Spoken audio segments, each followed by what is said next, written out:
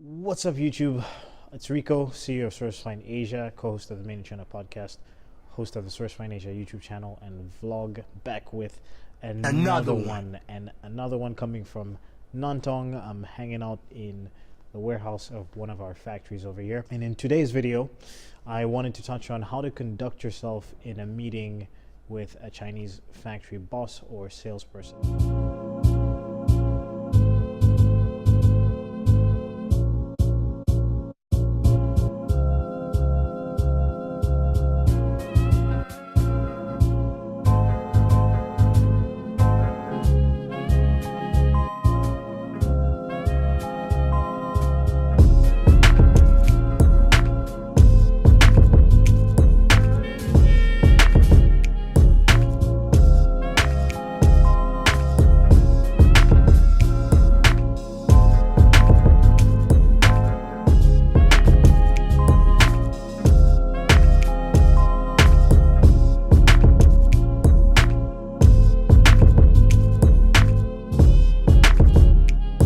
Right, so let's just break it down into a couple different sections. When we're talking about meetings, there's a couple different meetings that you're going to have.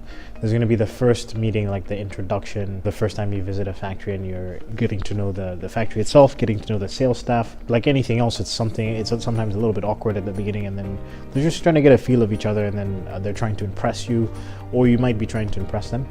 There's obviously the meetings where you have started production and you're negotiating, or you're about to start production and you're negotiating certain points, whether it's contract, sales agreement, exclusivity, NDA, things like that. So that's a different sort of meeting. And there's a meeting when something goes wrong and you're trying to negotiate a sort of resolution, or you're trying to come up with solutions for whatever it is, whether it's QC problems or production, shipping times and things like that. Every single one of these meetings is going to involve different people. It's going to have a different feeling. It's going to involve a different sort of skill set. So I would say the first meeting that I mentioned, when you're first going to a factory and you're going to see their facilities and inspect them, I think in this meeting you should really be, it depends on what size your company is, but you should really be looking at whether the factory is interested in you. So they should be kind of pursuing you.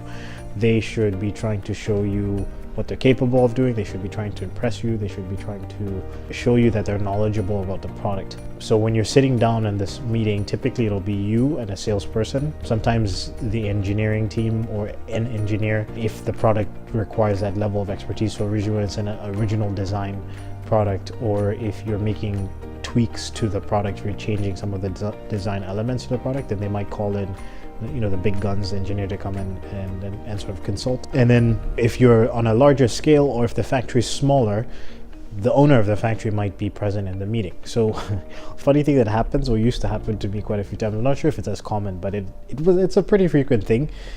I would go into a meeting and I'd be sitting there and we'd be discussing all these various topics. We're sitting in this giant office. There's a big table with tea, which is a common thing in China. They're pouring hot tea. It's summer and it's like plus 30 degrees, but still with the hot tea. So we're like negotiating price. But this was like the second time we'd visited the factory, I think. The first time I'd only been in their conference room, and now we're like sitting in someone's office. So I'm looking around and there's about 4 people. There was our salesperson, there was the engineer, and then there was another guy who was like, I think, the production manager. And then there was a fourth guy. Actually, there was 5 people. There's a fourth guy and a fifth guy that were sitting in the back, just kind of like, seemed like they weren't paying attention to our meeting at all. Like just kind of doing some other stuff, having little chit chat between them, smoking cigarettes. Very unassuming, like just silent the whole time, nothing, never chimed in, didn't look at us. So I'm like, okay, I was like, it's weird, but whatever. So I ignored them, and we're talking for like an hour. And then at some point there was some specific, I think it was a design element or something like that we were going back and forth. We couldn't agree on how much it should cost or whatever.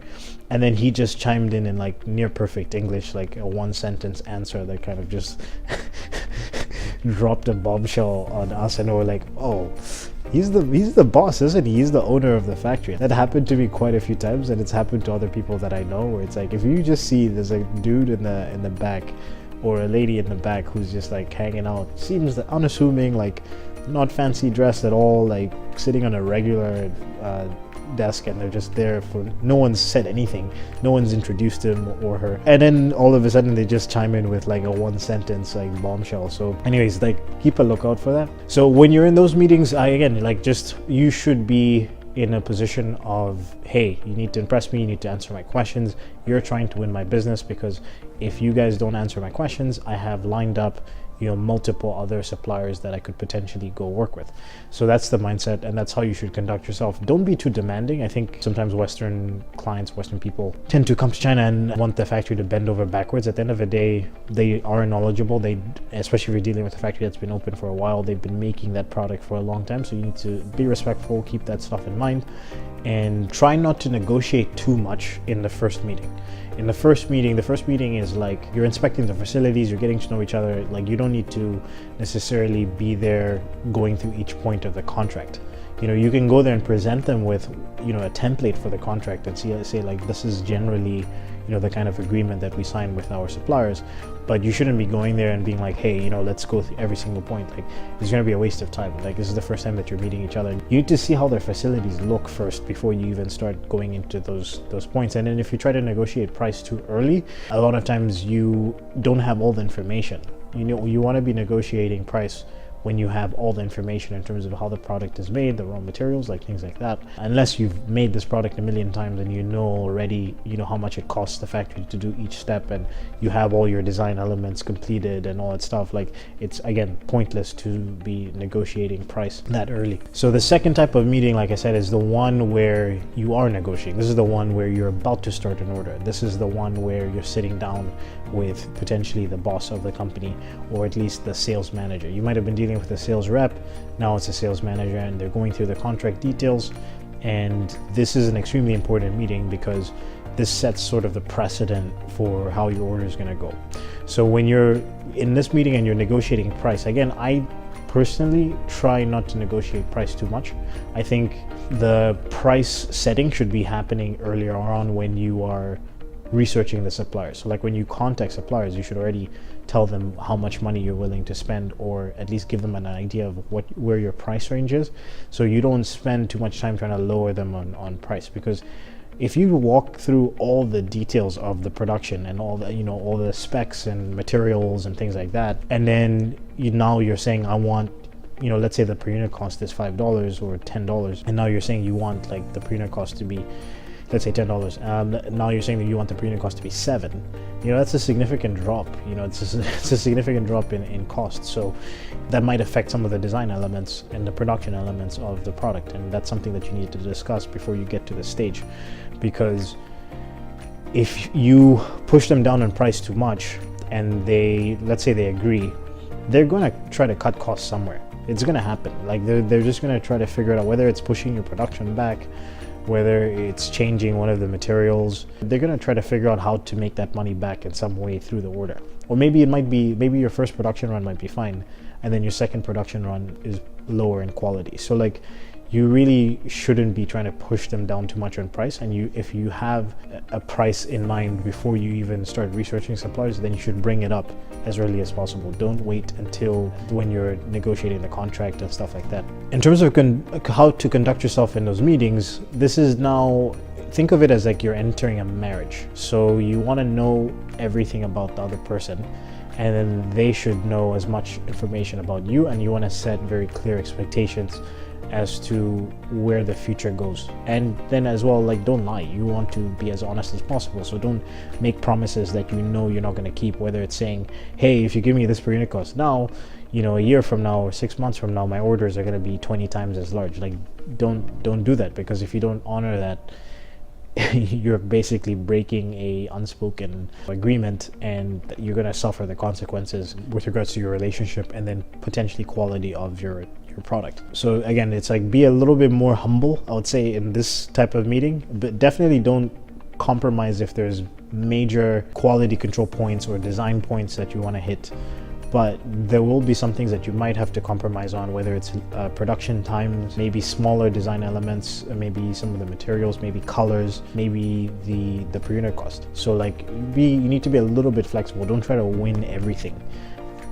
come in there with the mindset of like, this is supposed to be a long-term relationship. It's supposed to be sort of like a marriage. The contract is setting the expectations, but of course things can change as the production goes on. The third point is when you're now in the shits and you're problem solving, and you're trying to figure out how to fix something. Like typically when it comes to problem solving, you're going to be dealing with either quality control issue, or you're going to be dealing with like delays in production. Those are the most common issues that you find yourself coming to the negotiation table again. Maybe price, maybe sometimes after your first production run, the factory might come, or after like a year later, the factory might come back and say, hey, you know what, like we realized that, especially when it's an original design product, they will say, we realized that from doing the first production, it was more expensive to make this product than we anticipated. We need to raise the per unit cost by 10, 15, 20%, whatever it might be. In that situation, you need to do research, get other quotations, then come back to the negotiation table. Sometimes it's just taxes or government labor laws requiring the factories to increase the pay of their workers. There's nothing much you can do about that, but still do your research before you agree to the raise in cost. So this meeting, when you're coming to the table, again, similar to the second one, you want to come in, don't come in aggressive. Even if it's clear, blatant quality control issue, you're perplexed as to how this happened. You want to come into this with a sort of let's sit down and try to solve this problem mindset together. You don't want to be emotional when you're dealing with business in China. Like being emotional is not going to get you anywhere. You're going to lose your factory. You're going to have the factory lose face. It's not going to work out. So you want to go there with the mentality of like, let's sit down, let's discuss the problem. Let you guys understand where I'm coming from as a client, or where how my customers perceive these problems. Can we fix this now? If not, then how do we fix it moving forward? And let's try to come up with a solution that works for everybody. That's the approach you want to have. I think this is that area where I find a lot of people get extremely frustrated, because there might be certain things that you think are just make sense. Like why, if you're saying that, hey, this sample, this color is dark green, and then they're giving you another item that's forest green or a lighter version of that green, sometimes you have to physically show them the differences between the two. Sometimes it's not good enough to just tell them. Sometimes you have to really point it out, because there could be a disconnect in terms of your perception and other perception. And that's why another thing is like you want to have more specific details when you're negotiating, when you're making contracts, is instead of saying let's forest green or dark green, you have a specific Pantone color code that you're referencing, and then that's what they can use when they go into mass production. Be firm for sure, be strong with your negotiation stance in the third meeting, but you also want to make sure that you're coming into the meeting with a mentality, like I said, of like, let's try to solve these problems together. I would say that's generally how you should conduct yourself in the 3 meetings. A couple other points that I wanted to add is, typically when you visit a factory, a lot of times they want to take you out to lunch, take you out to dinner afterwards. Ganbei!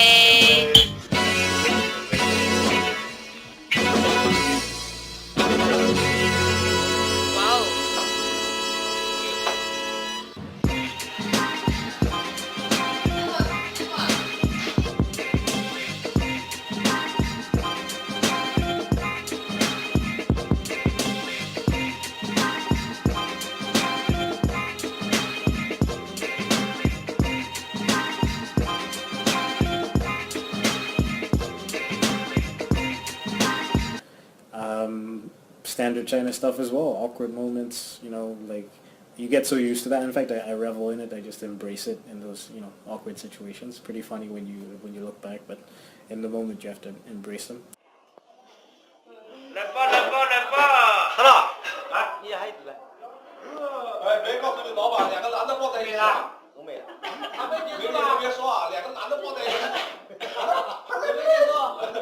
Doesn't matter which stage. You could be on your first factory visit, it could be the second, third, fourth, whatever. It's a good time, especially if you have a very long meeting where you're negotiating a lot of major points. A good time to maybe try to, have a less formal negotiation with them is during dinner. There's less tension. You can sort of talk about other things. A lot of times there'll be drinks involved. So definitely take that opportunity. If you have some serious issues with your factory that you're trying to work through, definitely take the time to go for dinner or lunch with them. That's also going to make you guys closer. You and your sales rep, or you and the owner of the factory, especially when it's a smaller factory and it comes to price issues. You definitely want to try to get the owner in the meeting, whoever is the relevant lead for that point. Like, don't be negotiating price with the salesperson. Like, you need to go above the salesperson, because the salesperson is only authorized to do certain things, and they're always going to have to go back to their boss and ask them if it's okay. So you might as well just skip the middleman, bring the boss into the meeting as soon as possible if you're not getting anywhere with the salesperson. And again, you're physically in China, take advantage of going for lunch or going for dinner with them and discussing some of these issues further. I'll tell you, there's been a lot of times where we had negotiations for 3 hours, went to dinner, and then we reached an impasse in the normal negotiation, and we went to dinner, and then we figured it out over food. And then the next day we came in and everybody was a little bit more relaxed in the environment. So take advantage of that. And again, guys, it's getting dark, so I gotta go. If you like this kind of content, like, comment, subscribe, and I will see you guys next week. Signing off from Nantong.